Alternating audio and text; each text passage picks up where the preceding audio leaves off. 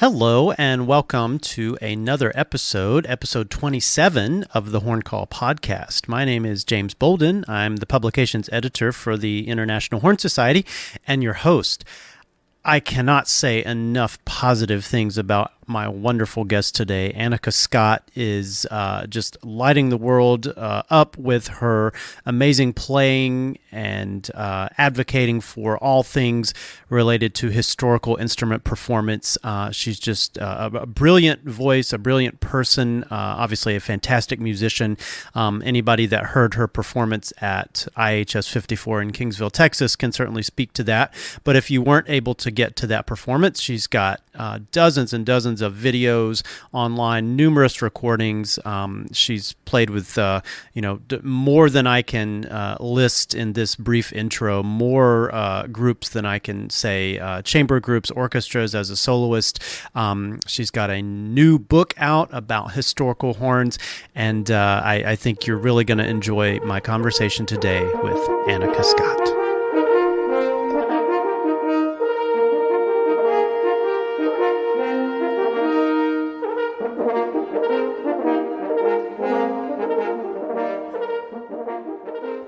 Yeah, excellent. Well, I suppose let's start. What brings you to Brisbane? Well, I'm here playing with a group called the Australian Romantic and Classical Orchestra. For me, it's always a great pleasure to come back to Australia. I started working here several years ago. I started coming over to work with the Australian Chamber Orchestra. And the Australian Chamber Orchestra quite often does projects either where, intrinsically that is a modern orchestra, but quite often the string players from that orchestra put gut strings on and get the period bows out, and then people like I get invited along. And we've done sort of Dvorak and Brahms and Mozart and Haydn with Australian Chamber Orchestra. But there's also a very specialist group here called the Australian Romantic and Classical Orchestra, which basically says what it does on the tin. Mm-hmm. And so I normally come over and do a couple of projects a year with them. So we're doing a big Mozart project at the moment.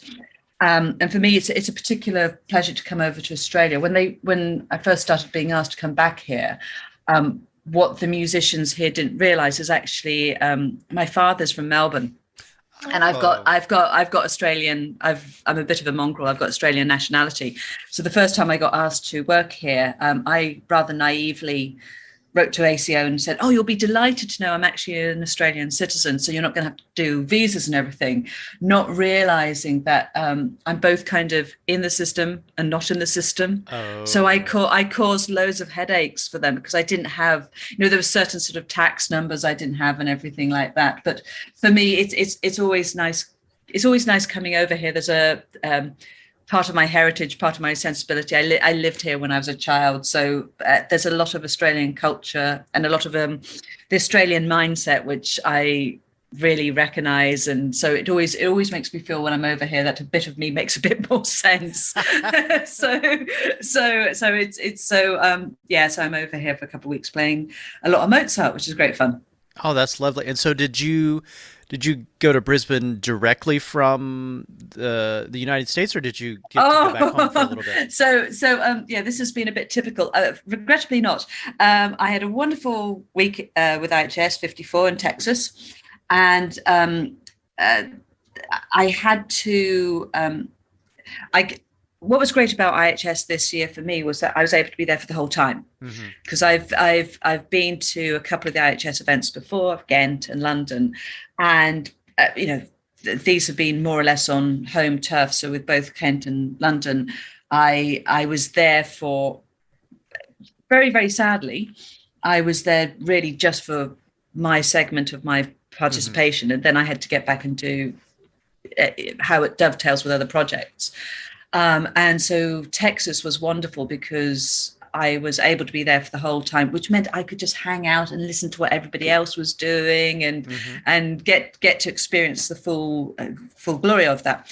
But I stayed in Texas as long as I possibly could do, and then flew back, arrived, I think it was Monday morning in London, and went straight into rehearsals with the brass ensemble I play with, the Prince Regents Band, which is a 19th century period instrument brass chamber music group.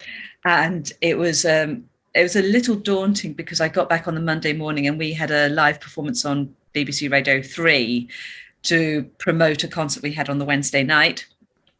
And then the Thursday morning I left and came to Australia. So I've done a week in Texas. I did the 3 days back home with Prince Regent's band and then straight out to Australia.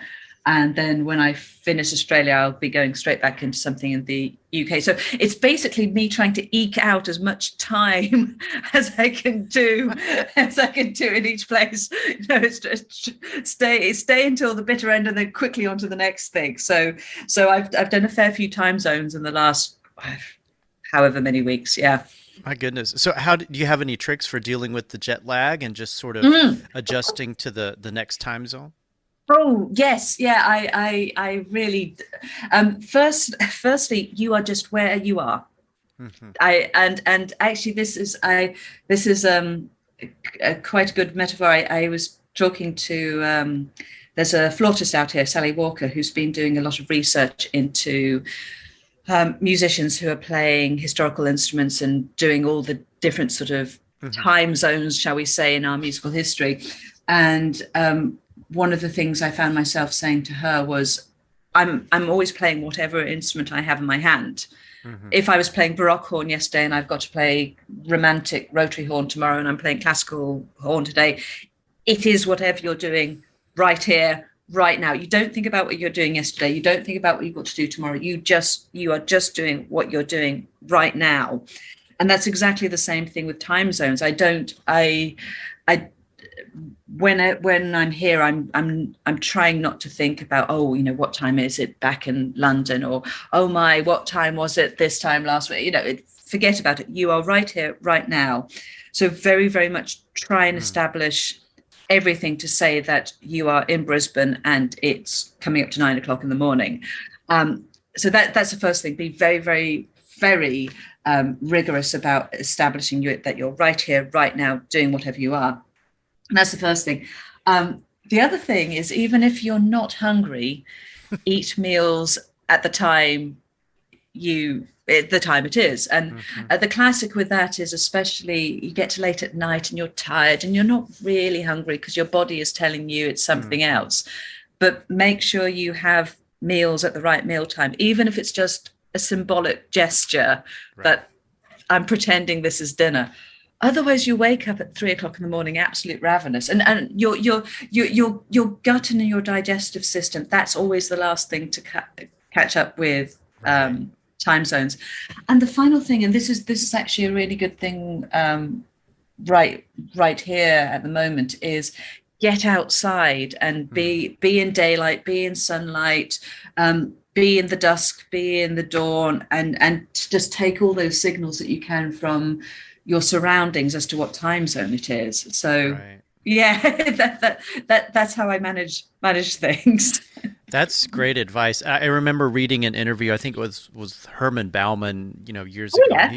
He said something to the effect of, this is a tough life on a plane, off a plane, and, you get somewhere and you got a rehearsal in an hour. And he basically said something like, well, it doesn't bother me. I can just do it. And, many of us are not so fortunate. So it's, even for me, where I live, it's very humid. There's a lot of moisture. There's a lot of moisture in the air. So wherever I travel, always feels more dry to me. And it's always like, it's not as humid here wherever I am. So it's just one of those things. Everybody's got their little adjustments they have to do. But it's quite interesting. No, that's excellent advice. So I without getting too deep into the weeds, if you don't want to, but I thought it might be nice I think by this point, most listeners would be familiar with you, if not from your recordings and your book and, all of the projects you've been doing, your fantastic performance at IHS 54. But, talk a little bit about maybe your musical background and, how you came up as a young horn player. And, it's one of those things like, you still play modern horn, I'm sure, and Isaac said he did too, but it's almost like a branching path. At some point there was a decision where you were like, okay, I'm going to go down this path for a while, and you really have to dedicate yourself to your craft and what it is that you're gonna be doing. And so maybe talk us through a little bit about how Sure. you got into the historic instrument performance. Well, for me, I think part of the background to it was I grew up in Birmingham in the UK, which in an era when, for example, Simon Rattle was the principal conductor of the City of Mm, Birmingham Symphony Orchestra at the time. So a really, in hindsight, I was very fortunate to be growing up in a city that had a really, really vibrant musical life, and huge opportunities for young musicians. So my background when I was going off to music college in London was I had just come up through a local city music mm. service, but one that had an awful lot of stuff going on. So, for example, one of the local choirs was a group called Ex Cathedra, conducted by a chap called Geoffrey Skidmore, and they were doing a lot of Baroque music. And we had, for example, we had a modern instrument Baroque ensemble in the youth system. So I got to play Brandenburgs and water Oh my music and goodness. things like Yeah. this on modern instruments. But Hmm. it was an ensemble that was set up to give the kids a taste of Baroque music making. So I was exposed to a very, very high level of Baroque music making, and it was very much just and in the way that you could play in the jazz ensemble, or you I could see. play in the Baroque group, there was a brass ensemble or a brass band or a sitar ensemble. It was just this is a musical genre, and uh, we were just given exposure to all of this. But for me, the tipping point was just before I went to just before I was doing my music college auditions, and I at that stage I knew I wanted to be involved in music, because I had just come up through a city youth scheme. I hadn't done a private music school. I hadn't done like the National Youth Orchestra of Great Britain.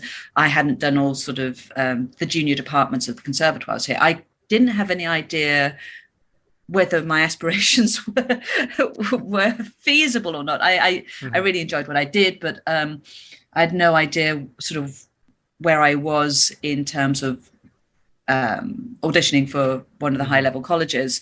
So I was sort of thinking about the various options. And in the UK, one of the things which a lot of your listeners might not be aware of is we tend to have a little bit of a crossroads when people go off to do their tertiary studies, because we've got the university music departments and we've got the conservatoires. And whilst you can go to a conservatoire and have a very a good academic training, and similarly you can go to a university and get lots of performance opportunities, you tend to sort of have a bit of a choice at 18 as to which direction you wanted to go in. Hmm. And when I was preparing for my music college auditions, my horn teacher at the time had picked up, have you come across the term valvectomy? It's when Yes. you Yeah. Yeah. pick, Yeah. yeah, it's when Yeah. you pick up, it's when you pick up a bust up old horn and you take the valves off. And my horn teacher was, handy with a blowtorch and had picked up an old battered old piston horn, turned it into a natural horn. And it was a few weeks before my music college audition, and said, I think you might be interested in this. And neither of us really knew how the thing worked. I had to work it out for myself, but I kind of really went, there was something about the challenge of it and having to work it out. And I found myself a few weeks later going to my music college auditions going, can I do this from the get-go? And part of the reason I chose to go to the Royal Academy of Music, John Wallace, the trumpet player, was in charge of the department at the time. And they sort of said, okay, if you come here, you can do it from the start. Hmm. And so when I arrived in London, I sort of, as soon as my feet hit the floor, it was like, I'm really interested in this. I want to do this. And one of the things that I quite often find when I'm talking to people who might not be so aware of the sort of whole historically informed performance world is, of course, the classical natural horn is just one instrument in a whole array of instruments I play. We don't sort of have this binary of modern horn and natural horn. We've got, as horn players, we've just got such a remarkable history of different designs of horns, different techniques of playing. In a way, it can be quite intimidating, because if you want to get very granular about this, you end up kind of needing a different horn and a different technique for every decade and every different city. But I've really gravitated towards playing in this style. For a number of reasons. I like the variety of it, but also I was finding as a student that the sense of exploration was greatly attractive to me. So that's what sort of brought me towards this world. And towards the end of my time studying in London, I was very aware of one of the challenges, which is for young horn players wanting to specialize in this area, getting training, getting performance opportunities can be very challenging. Mm-hmm. If you're in a department, if you're in a conservatoire or a university which has a good historical department, as horn players, we start with our Mozarts, Haydn, and Beethoven. Mm-hmm. And if you're good, and if you're getting on well with it, then we go back to the Baroque and also forward to the Romantic. Mm-hmm. Whilst many of your contemporaries, if you're starting on the trumpet or the trombone, you start earlier, mm-hmm. and then you go into classical, and then you go into Romantic. So it can be that sometimes horn players aren't getting the opportunity to cut their teeth on the sort of repertoire you need to know, mm-hmm. professionally.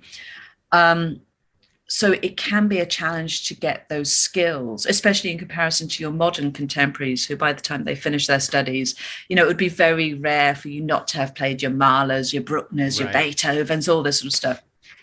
So that was why I went to study first in France and then to study in Holland, was just to get a little bit more training and experience. So you have to be really looking for performance experiences at that point in your life. And that was sort of what brought me into the professional environment, really. Oh, that's a fantastic story. And from what I understand, France and the Netherlands have a very vibrant and robust, historical performance, mm-hmm. Scene going on there. Mm-hmm. And very much where I studied in France was this remarkable scheme that was started by the Orchestra Champs-Élysées, whose conductor is Philippe Herreweghe. And it was very much a scheme that was started it was a sort of classical and romantic youth orchestra. And it gave, to be quite frank, it gave me the opportunity to have a safe environment where I could play all the Beethoven symphonies and have that opportunity to, make mistakes and go for things, mm-hmm. which is something that as soon as you're in the professional environment, you don't have that opportunity. So these were invaluable opportunities for me. That's awesome. So a bit of a lighter question, I suppose. What is the most bizarre instrument you've ever played? I could wager a guess, but I want to know what you think. Okay. I've got an alto ophicleide. Okay. I've got an alto ophicleide, and this has been loaned to be my Jeff Miller, who's our tuba serpent ophicleide player in the Prince Regents band. One of the jokes we have with the Prince Regents band is we quite often end up buying things which is the wrong size. And it's a bit like internet shopping for clothes. Mm-hmm. you something arrives and it doesn't fit, and if you've got a good mate that it's more their thing, you pass it on to them. So we've had a few things with PRB where, because during the 19th century you have these families of brass instruments which were exactly that, made in different sizes. Sometimes what happens is I'll get a message from somebody from PRB going, "Oh, I've done it again. I bought something. It's your size, not mine." And but Jeff knew what he was getting, and he got this alto ophicleide because he's got these dreams of us with Richard Thomas, who plays keyed bugle. Jeff has got this idea of us playing key. We're trying to work out whether it's going to be a keyed bugle ensemble or an ophicleide ensemble, and there's a bit of an argument of that nomenclature. So I think alto off a Clyde. I've not fathomed it out, but that's one of the bizarre things. And I've got on the way coming to me. Thank you to Jonathan Ring up in San Francisco. He spotted this and knew what it was, and it's a Roth corno. Okay. This is the instrument that the Hindemith alt horn sonata. We know that Hindemith had a Roth corno. Imagine it's sort of it's a forward-facing. I don't want to say tenor horn. It's a very, very bizarre instrument, but it almost looks like a cartoon sort of flugelhorny-ish sort of forward-facing instrument. Oh my goodness! And so that is very likely what Hindemith had in mind for the alt horn sonata. Okay. It's an E flat. Sort of sax horn, flugelhorn sort of instrument. That's on the way to me now, so I'm looking forward to doing more of the Hindemith on that, or probably my corno di Terrassi, which that was going to be my guess. So for people who are not familiar with the corno di Terrassi, it's a fascinating instrument in that I have to be really clear about this. We do not know really what a corno di Terrassi is. We've got lots of very, very tantalizing bits of information that can help us extrapolate what it could be. But the corno di Terrassi is an instrument that Bach writes a handful of cantatas for. So we've got, I think it's fewer than 6 works where Bach writes in his manuscript, corno di Terrassi. But if you look at these few works and then look at other works that Bach has written, there are several. We're talking, I think at my last count, a fair few dozen, which follow the same pattern. So it's a single instrument, often doubling the soprano line. Often it would work very well in A or B flat. It's very high. It's very chromatic. And it's got a slide on it. Yeah, it's like a trombone-ish. Yeah, that's a nice way of putting it. So Terrassi is like push-pull. So the name corno di Terrassi literally will mean slide horn. But none appear to survive. We can tell that Bach stops writing for this instrument around the time that Gottfried Reicher dies. So the likelihood is that there was just one person playing it, and Bach rewrites some of these cantatas after Reicher dies. So the instrument that I have is the brainchild of a horn player, Olivier Puicant, who lives in Switzerland, very, very fine horn player. And it's the results of a collaboration between him and Egger. And what they did was they looked at the music Bach wrote, and they looked at the instruments that would have been around in Leipzig at the time. And I think it's a very beautiful hypothesis, but I'm very much at pains to say that this is a hypothesis. It's an elegant one, but really we don't know what Bach had in mind. But it's a very, very high A or B flat soprano horn stroke trombone, and it's really enjoyable learning a new technique, a bit like learning to play keyed brass, learning to play something with a slide. I've got a lot of admiration for our trombone colleagues, because the Terrassi's got like 1.5 slide positions, not 7. It's fascinating, and and the recordings you did with organ are just lovely. So thank you. That was an extremely locked down project, because it was done totally remotely to the organist. We were not in the same building when that got recorded, and it is very almost symbolic of the whole COVID lockdown experience, that album. Yeah. And speaking of projects, you've got another one, right? That's Corno Not Corona video. Oh, yes. Out. Yeah. Do you want to talk a little bit about that project? Well, the background to this was, I mean, actually, one of the things I just want to say is one of the things which was quite nice about the IHS 54th event that's just happened. This was the first in-person meeting of the International Horn Society since the pandemic hit. And one of the things which I found really quite profound was the number of conversations I had with such a wide range of horn players at this event. I mean, it speaks volumes about the strength of our community, that we had the kids that were there, the students who are seriously studying the instrument, the huge number of amateur players who come along to these events, plus those of us who are coming from the professional arena. And one of the things that I found very sobering was conversations with people about how the last 2 years had affected them, and the sort of both the sense of loss of community, but also how the community kept going together through virtual means.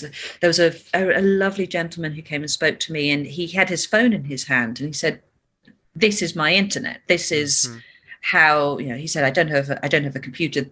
This is how I kept in touch with people, was through my phone. And I had so many interesting conversations with people talking about their experience of the last 2 years and how we kept this sense of continuity and kept the sense of community. And for me, I found myself doing all sorts of things basically to try and keep myself sane, but also to try and keep myself, I suppose, accountable. So keeping on playing was a major thing that a lot of us had to somehow fathom how we were going to do. And part of this came off a project by a very good colleague of mine, Emily Worthington, who is one of the artistic directors and clarinet player with this harmony music ensemble, Boxwood and Brass, that I play with. And Emily started doing this thing where she would multi-track. She would film herself playing the piano and clarinet, and I thought, oh, that's a nice thing to do. And so the first thing I did was actually one of the 19th century transcriptions of the slow movement of Mozart clarinet concerto. So it was almost tag teaming with Emily. She had done something, so I did a clarinet piece, and various Boxwood people did various things. And I think it was because I was so bored and wanting to do things to keep me intellectually and also playing-wise stimulated. So I started doing this series of fortnightly videos where I would choose a piece of music and an instrument, and there were certain parameters. The biggest one being I had to be able to play the piano part. So that immediately sort of put a threshold on what I was capable of doing. But I was looking for short, interesting pieces where there was a very nice marriage between the instrument and the piece of music. So some sort of story behind why these two go so well together.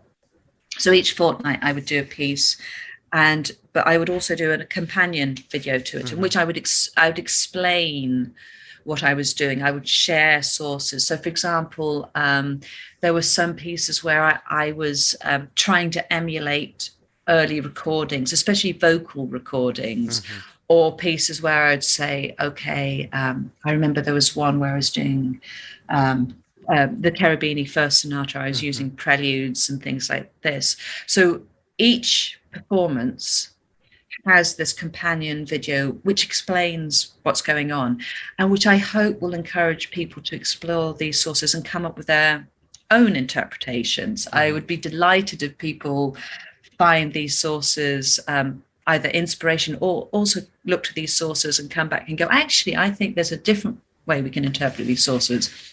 So that was what was keeping me kept me my face in shape, kept my head picking over ideas. It also, quite frankly, meant that the instruments were in circulation, Hmm. because this is one of the things, of course, when you're working professionally, you're getting these instruments out and you're making sure that they're working. Right, right. So I spent that was one of the things I did during lockdown. And then in the UK, we have this quite remarkable organization called the Royal Philharmonic Society. And the Royal Philharmonic Society is an organization that goes back um, quite a few centuries. In fact, they are the organization that commissioned Beethoven's Ninth Symphony. Oh my goodness. Yeah. So Ignaz Moscheles, who was a pianist and part of Beethoven's circle. Also, Moscheles was a very good friend of Felix Mendelssohn. Moscheles was a mover and shaker in London during the early 19th century. And he knew that Beethoven really could do with a bit of assistance at that time, and persuaded the Royal Philharmonic Society to basically fund the Ninth Symphony. So it's one of those very historical organizations, and they do a lot to support musicians and music making. And like a lot of these big institutions during the pandemic, they were very aware of what musicians were going through, and they had funding, which this was earmarked for. If you could show that there was something that you had done during the lockdowns, if there was a project you had done during the lockdowns and you wanted to develop it further, you could apply for this funding. So I said, well, look, I've been doing all these videos. I want to do something, but with a better pianist. I want to do something with a better pianist. And I want to do something. The things I did during lockdown were all these. We have such a great repertoire. We have such a wonderful repertoire as horn players. And I hope that the pieces I did during lockdown were some of the more unusual pieces, pieces that could point horn players in the direction of finding their own repertoire. If you look at what I've been doing, it'll give you pointers as to how you can discover new music, new repertoire that can make your own niche. But the things I wanted to do with this Royal Philharmonic Society funding are the big blockbusters, the pieces which for all of us are the mainstays of our repertoire. So we're looking at the Mozart Fourth Horn Concerto, Beethoven Sonata, Schumann Adagio Allegro, Glasnost Reverie, the Sanson Morceau de Concert on an omnitonic horn. Oh wow! Villanelle, Duchess Villanelle, and then it gets really interesting. The Poulenc Elegy and the Hindemith, the first movement of the Hindemith Sonata, and the last two pieces actually point. So I wanted to do something that would give us all a cross section of our repertoire. So from Mozart through to Poulenc. So it shows how our instrument developed. But also the other thing was, this was a project I did in 2021, and it got delayed because of continual lockdowns and problems that we had in the UK. But the other thing was 2021 was the 100th anniversary of Dennis Brain. So all these pieces have a connection with him, and very massive shout out to the Royal Academy of Music. For the Hindemith, they let me use his Alexander from, yes. Nice. So the Hindemith recording is on Dennis Brain's Alexander, which was, wow, that was quite something, getting to play that instrument. So the story behind these videos is the history of the horn, but also in the companion videos, I'm talking about Dennis Brain and his legacy and everything to do with that. So that's a big project that's being rolled out at the moment. Well, that's phenomenal. Yeah, and I encourage anybody that doesn't know about this project, go back and start with the early videos, because they're really cool. And I mean, like a lot of people, I was sitting around with not a lot to do either, and trying to think of things to do. And I was watching your videos, and my wife makes fun of me for this. I'm not great at observing things sometimes. It took me a while to figure out it was the same person playing piano as playing the horn. And then once I got the joke, it made it even better because the pianist would look at you for cues, and I'm like, oh, how about that? She's so they're really great. So Thank you, thank you. One of the nice things was during the pandemic, I was having basso continuo lessons. I'd had a few basso continuo lessons off a colleague of mine pre-pandemic, and the day the day we were told, right, you're going nowhere, I dropped her a line and said, are you teaching online? And she went, we're all teaching online now. And it was really nice for me to it's always really nice, I think, to do anything that expands your hinterlands as a musician. And it was very, very interesting working to improve my keyboard skills during that point of time. But I can tell you weren't the only one who didn't clock that. And it's interesting that every so often I get somebody going, I've just clocked. That's what's going. I got ticked off by a friend of mine who said, you haven't credited the pianist. I said, look a bit closer. Look a bit closer.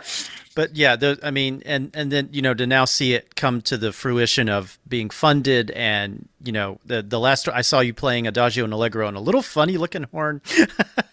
Yeah, it was amazing. Yeah. Thank you. Yeah. Yeah. So you might be tired of answering this question, but I think it would be interesting to our listeners.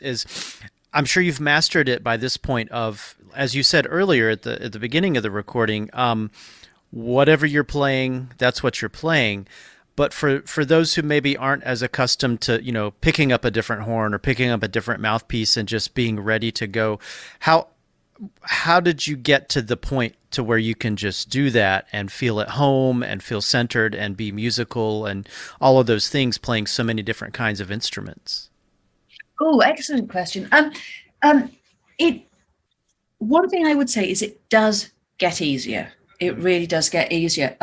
I sometimes think when I talk to horn players getting into playing all these instruments, we can slightly forget how long it took us to learn things in the first place. So I think, actually, in a funny way, getting back to what I just said about having basso continuo lessons and trying to improve my skills as a pianist, you have to remember that you're coming to these instruments quite often with a high musical awareness because of what you've already done. And therefore you get frustrated because you're judging yourself on this body of knowledge that you have. And instead of getting frustrated about, why can't I do this? I think it's quite good for us to reflect on, well, this shows the skills and the knowledge that I've acquired thus far. So I know that one of the things I found when I've been having basso continuo lessons, that the thing which I enjoy about that is it's a mixture of one of the things my teacher was aware when I was having these lessons was I've sat in orchestras playing this type of harmony for 20 plus years. I know how things are supposed to sound. So I can do a fair bit of it by ear. But I get frustrated when I can't physically do it. But so what I'm saying is there is that we speak a lot about embodied knowledge, the knowledge that our bodies have learned from doing things. And so when we start to learn a new skill, a new instrument or something like that, we can be quite frustrated. Why can't I do this? I should, and we forget that it actually took us quite a while to learn this. And now we're taking that knowledge and applying it to something which is similar but different. So firstly, the frustration is a thing. It's a recognized thing. I see so many people experience. So don't worry about it. That's the first thing. I sometimes quite like thinking about it in terms of language. The thing which I know about playing many different instruments is actually it started to get a bit easier when it wasn't a binary. When I was first starting out and I was playing the modern horn and the classical natural horn, it was black or white. It was either on, it was that one or that one. And that was a bit difficult. And then I started to play Baroque horn as well. And then I started to do the early valve horns. And then it starts to be a bit where you're playing sort of several instruments. And I think this idea of it being like languages, I have to just flag up, I'm terrible at languages. I'm really, really awful at languages. But when you have your sort of mother tongue and your foreign language, that's a bit like sort of when you're playing the modern horn and starting to play the classical horn. But then you might start to learn another language and you start to see how they relate to one another. So, for example, I'm trying to learn Portuguese at the moment because it's a very long story, but I've got Portuguese citizenship, and that's all to do with sort of old family and things like this. Okay. But one of the things I'm liking about learning Portuguese is I've got a bit of Spanish and a bit of French, and you go, oh, so I can see that this word comes from there, but that word comes from the other. And so the more languages you learn, the sort of more fluent you get, but you start to see the parallels and you start to see how these things relate to one another. And I know from speaking to friends of mine who are polyglots that they say, the more languages you learn, they all feed into one another and they all strengthen one another and things like this. So I would say that when you're just playing two instruments, it can be difficult, and you do start to get fluency the more work you put in it, the more you speak these instruments and things like this. But I found that when I started to play more and more instruments, they all fed into one another. So rather than being confusing, I feel that they all strengthen my knowledge of one another. But the other thing is, and you just touched upon it in your question, I know that different people do this in different ways. Personally, I find it really useful to play the mouthpieces of the different instruments. So, for example, I think the most extreme thing will be that when I am playing, the various Eastern European alt horns or the sax horns or things like this, I will play the mouthpieces of these instruments rather than having an adapter and playing some sort of modern French horn mouthpiece. And the reason for this is there's multiple reasons. Firstly, it gives so much, the feedback from the instrument is so much better. You're playing a mouthpiece that's appropriate to that instrument. I can get the feedback from that instrument. But also, I actually find the physicality of it, the fact that on my lips, I feel that this is not just a generic mouthpiece I play across the whole range. It means that the interface between myself and the instrument is much more immediate. I'm really aware that, okay, I picked up the wrong mouthpiece the other day, and I remember putting it into my classical natural horn. As soon as I put it on my face, it's like, it's a Baroque mouthpiece. Oh, right, go change. So I know different people do it in different ways, and for very good reasons. Everybody has their particular thing that they have to do as part of their horn playing. But personally, I find that for me, playing an appropriate mouthpiece for each instrument is not a distraction. It's not a further confusion. It actually helps me interact with the instrument in a way that facilitates what I want to do. Oh, that's fascinating. And Anneke, I know you've got rehearsal soon, but before we we've got a bit of time. Yeah, I'm enjoying this. It's nice to chat to you. Yeah, absolutely. And well, I would be remiss if I didn't mention you've got a book, a volume 1 about historic horns. So for those that would be interested in dipping their toe or more into that water, your book seems like a must-have. It's on my list. I've got a list a mile long of books I need to do. I've got Jeff Snedeker's book as an ebook, and I've not managed to read it all yet, but I know it's on my list, as is yours. And just to make sure I get the name right, Historical Horns Handbook, Volume 1. So the idea behind this, it kind of came from again talking about the horn community. I found that there were certain questions I kept on being asked.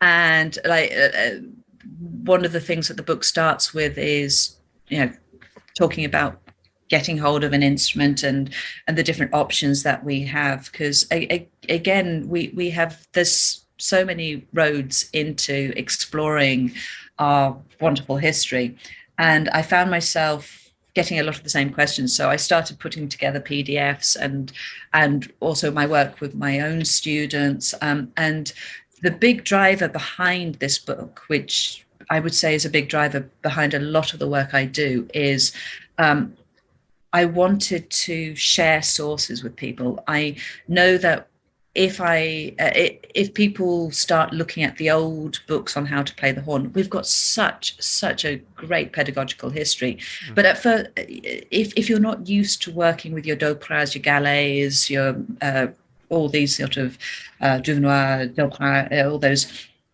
at first it can be a little bit of a barrier. Mm-hmm. How to get into this sort of information. So the idea behind the book was to actually introduce sources, introduce how to work with these. Mm-hmm. So what I'm doing is I'm sharing a lot of the old ways of learning the horn, which I find really strengthened my own practice. But the idea being that a student of the horn who comes to my book, I'm really hoping that then from there they will go and look at your because a lot of these sources are now really freely available thanks to the internet. Mm-hmm. So the first book is very much explaining the basics of natural horn playing, explaining how to play all the notes and all the crooks and things like that. The second volume is all scoped out. I just need to I just need to sort of finalize it and everything. And then the other volumes, again, they're all scoped out. I just need to sit down and write them, but the idea, again, is the same sort of methodology. Here's the sources. Here's, 20 pages of this person on how to do this. Here's 20 pages of this. And so with all of them, the hope is that people who want to get into our wonderful instrument, I would be really happy if in a few years' time there are other people writing similar things using the same sources and just who take the baton and run with this, because there is so much out there for us to explore. Well, you've certainly gone a long way to sort of, not just opening the gates, but paving a way for people to get into this stuff. So it's we owe you a big debt. So thank you so much. My pleasure. But I do have to ask though, you seem, you're incredibly busy and you've got all of these other things in music going on. So where do you find time to be, to be relaxed? And, what do you do for your leisure time? What do you do when you're not playing a brass instrument?